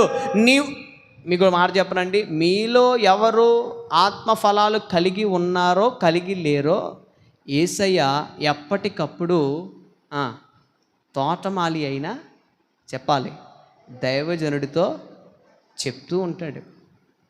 మీరేమనుకుంటారంటే, పాస్టర్ గారు నా కోసమే చెప్పేశారు. పాస్టర్ గారు నీ కోసం చెప్పడానికి మీ ఇంటికాడ ఏమైనా సీసీ కెమెరా పెట్టాడేంటి ఆయన? నువ్వేం చేస్తున్నావో తెలియడానికి ఆయనకి. లేకపోతే మీ ఇంటి పక్క ఆవిడ ఎవరన్నా వచ్చి ఏమన్నా చెప్తే ఆయన కూర్చుని ఇంకా పని ఏమి లేకుండా, సేవకి వెళ్ళకుండా, ప్రసంగాలకు వెళ్ళకుండా, లేకపోతే ఇక్కడ పనులు చేసుకోకుండా వాళ్ళతో కూర్చుని కాకమ్మ కబుర్లు పెట్టుకుంటాడా? నో. నీలో ఉన్న లోపాన్ని నీ దైవజనుడికి ప్రభు ఎప్పుడు ఆయన మోకాళ్ళు ఉన్నప్పుడు ప్రతి విషయం జ్ఞాపకం చేస్తాడు. దేవునికి స్తోత్రం. నీ దైవజనుడు ఏమంటాడో తెలుసా? అయ్యా, ఇంకొక మారు ఆమెను క్షమించు, ఇంకొక మారు ఆమెకు ఛాన్స్ ఇవ్వు, ఇంకొక మారు అతన్ని క్షమించు, ఇంకొక మారు అతన్ని వాక్యంతో నువ్వు మాట్లాడు, ఇంకొక మారు అతన్ని సరిచేయడానికి నేను ప్రయత్నం చేస్తాను. అయ్యా, ఇంకో ఛాన్స్ ఆయనకి, ఇంకో ఛాన్స్ ఆయనకి, ఇంకో ఛాన్స్ ఆమెకి, ఇంకో ఛాన్స్ ఆమెకి అని నీ దైవజనుడు నిత్యము మోకాళ్ళు వేసి ఏం చేస్తాడు? ప్రభు దగ్గర విజ్ఞాపన చేస్తాడు. దేవునికి స్తోత్రం. ఒక్కసారిగా నీ కోసం యేసు రక్తం చెప్పి ప్రార్థన చేయడం మానేతే ఆయనకి నీకు సంబంధం కట్ అయిపోతే తర్వాత నిన్నేం చేయాలా? నరికి అగ్నిలో వేయడమే. దేవునికి స్తోత్రం కలుగును గాక. కానీ అలా వేయడానికి నీ దైవజనుడు ఒప్పుకోక ఆయన పాదాల దగ్గర నిత్యము ఉపవాసాలతో, నిత్యము ఉదయాన్నే లేచి రాత్రి పడుకున్నప్పుడు ఒక మాట చెప్పనండి, దైవజనుడికి తన జీవితంలో ఉండే ఒకే ఆశ ఏంటో తెలుసా? దేవుడు ఇచ్చిన సంఘాన్ని నమ్మకంగా ఆయన వచ్చే రాకడ రోజున ఆయన చేతులకి ఫలభరితంగా అప్పగించాలని దైవజనుడి యొక్క ప్రేరేపణ, ఆశ, తపన. దేవునికి స్తోత్రం. చాలామంది అనుకుంటారు దైవజనుడికి ఎప్పుడు కూడా సంపాదనే, దైవజనుడికి ఎప్పుడు కూడా ఆశే, దైవజనుడికి ఎప్పుడు కూడా అది కావాలి, ఇది కావాలి, ఇది కావాలి, అది కావాలి, ఎప్పుడు ఇదే చెప్తా ఉంటాడు. నో, దైవజనుడికి ఆశ ఉండదండి. దైవజనుడికి కుటుంబం మీద ఉండదు, దైవజనుడికి ధనం మీద ఉండదు, దైవజనుడికి సంపాదన మీద ఉండదు, దైవజనుడికి నిత్యము ఎవరి మీద ఉంటుందో తెలుసా? ధ్యాసంతా సంఘము మీద, సంఘములో ఉన్నటువంటి దేవుని పిల్లల మీద. దేవునికి స్తోత్రం. హల్లెలూయా. అందుకే మొన్న దైవజనులు రఘుయేలయ్య గారు వారు తన పిల్లలను పోగొట్టుకున్న తర్వాత ఆయన సంఘంలో నిలబడి చెప్తున్న మాట ఏంటో తెలుసా? శారీరకమైనటువంటి నా 2 బిడ్డలు పోయారేమో కానీ నా దేవుడు ఆత్మీయంగా ఎంతమంది పిల్లలు నాకు ఇచ్చాడు. దేవునికి స్తోత్రం చెప్పండి. ఆ సిచ్యువేషన్లో దైవజనుడు అలా నిలబడ్డాడంటే కారణం ఏంటో తెలుసా? దైవజనుడికి ఎప్పుడు ఏ పిచ్చి ఉంటుందో తెలుసా? నా పిల్లలైనా నా సంఘ బిడ్డలు ఎప్పుడు కూడా ఎలా ఉండాలి? క్షేమంగా ఉండాలి, ఫలించేవారిగా ఉండాలి. ఒక రోజున యేసయ్య వచ్చే సమయానికి రాకడలో అందరూ ఏ ఒక్కరూ కూడా విడవబడ్డానికి ఎప్పుడు కూడా తోటమాలు ఒప్పుకోడండి. దేవునికి స్తోత్రం. హల్లెలూయా. ఇది ఎరుగక, ఇది తెలియక చాలామంది రకరకాలుగా మాట్లాడుతూ ఉంటారు. చాలామంది రకరకాలుగా ఇష్టానుసారంగా నోటికి వచ్చినట్లుగా మాట్లాడుతూ ఉంటారు, దుర్భాషలాడుతూ ఉంటారు. కానీ దైవజనుడు దాని గురించి కూడా ఏం చేయడు. కానీ ఒక మాట చెప్పనా, నీ నోట నుండి దైవజనుడు గురించి వచ్చే ప్రతి నెగిటివ్ మాట ఎవరింటారు? మిరియాము గారు మోషే గారి గురించి మాట్లాడుతుంటే ఎవరింటున్నారు? అక్కడ ఎవరింటున్నారు? వారి మాటల మధ్య దేవుడుండి ఏం చేస్తున్నాడంట? ఆలకిస్తున్నాడంట. దేవునికి స్తోత్రం. హల్లెలూయా. మా పని అదే. ఏదైనా ఎవరికి చెప్పుకోవడం? మీరు తిట్టిన ఆయనకి చెప్పుకోవడమే, మీరు పొగిడిన ఆయనకి చెప్పుకోవడమే, మీరు సన్మానం చేసిన ఆయనకి చెప్పుకోవడమే, మీరు ఏం చేసినా ఆయనకి చెప్పుకోవడం మాత్రమే. దేవునికి స్తోత్రం కలుగును గాక. దయచేసి చెప్తున్నాను, సంఘముగా మీరందరూ దైవజనుని యొక్క ప్రయాసను నిత్యము జ్ఞాపకంలో ఉంచుకోవాలి. దేవునికి స్తోత్రం కలుగును గాక. హల్లెలూయా. ఎప్పుడు కూడా మీ కొరకే తపన పడతారు. అర్థమవుతుందా? ఇక్కడ అదే అంటున్నాడుగా. తోటమాలు ఏమంటున్నాడు? అయ్యా, ఇంకొద్ది కాలం ఉండనివ్వు నాయనా, నేనేం చేస్తాను? దాన్ని సేద్యపరుస్తా. ఏదో రీతిగా దాన్ని ఫలించే తత్వం కలిగేటువంటి ఒక మంచి చెట్టుగా, మంచి ఫలాలు ఇచ్చే చెట్టుగా నేను తయారు చేస్తాను నాయన. అది బాధ్యత, దైవజనుడు తీసుకునే బాధ్యత. సో కాబట్టి ప్రభు పేట చెప్తున్నాను, ఒక రోజున యేసయ్య నీ ఎదుట నిలబడినప్పుడు, ఒకరోజు కాదు, ఈ రాత్రే యేసయ్య నువ్వు ప్రార్థిస్తూ ఉంటే నీ ఎదుట నిలబడి ఆయన నీలో ఉన్న ఫలాలు గూర్చి ఆయన వెతుకుతూ ఉన్నప్పుడు నీలో ఈ ఆత్మ ఫలాలు ఈ రోజు నుండి ఉండునుగాక. ఆమేన్. హల్లెలూయా. తల వంచుదాం, అందరూ కూడా ప్రార్థన చేసుకుందాం. అందరూ కూడా తల వంచి కొద్ది నిమిషాలు ప్రార్థన చేసుకుందాం. ఈ రాత్రి ఏదో మనం పెద్ద పెద్ద విషయాలు ఏమీ నేర్చుకోలేదండి. ఏదో పెద్ద పెద్ద విషయాలు కాదు, చాలా సింపుల్ విషయాలు. ఇవే ఈ రోజున సంఘములో లోటుగా కనబడుతున్నాయి. చాలా సంఘాల్లో లోటుగా కనబడతా ఉన్నాయి. ఆత్మ ఫలాలు లేకుండా ఈ రోజున చాలామంది వారి జీవితాలను దేవునికి దూరం చేసుకుంటూ ఉన్నారు. ఈ రాత్రి ప్రభు మనతో మాట్లాడిన విషయాలు జ్ఞాపకం చేసుకుంటూ, ప్రభువా, ఈ సంఘంలో నేను ఒక అంజూరపు చెట్టుగా ప్రత్యేకంగా నేను నాటబడ్డా. అయితే ఒకరోజు నా యొద్దకు వచ్చి నీవు నన్ను చూసినప్పటికీ నాలో ఆత్మ ఫలము ఏదైనా కనిపించాలని నువ్వు కోరుకుంటున్నావు. అయితే ఇంతవరకు నీ లేఖన భాగం తెలియపరిచిన విధంగా తండ్రి, నీ లేఖన భాగం తెలియపరిచిన విధంగా ప్రభువా, ఈ ఫలాలు నాలో ఉండునట్లుగా ఈ రాత్రి నీ యొద్ద తీర్మానం చేసుకుంటూ ఉంటుండగా, అయ్యా, నన్ను దీన్ని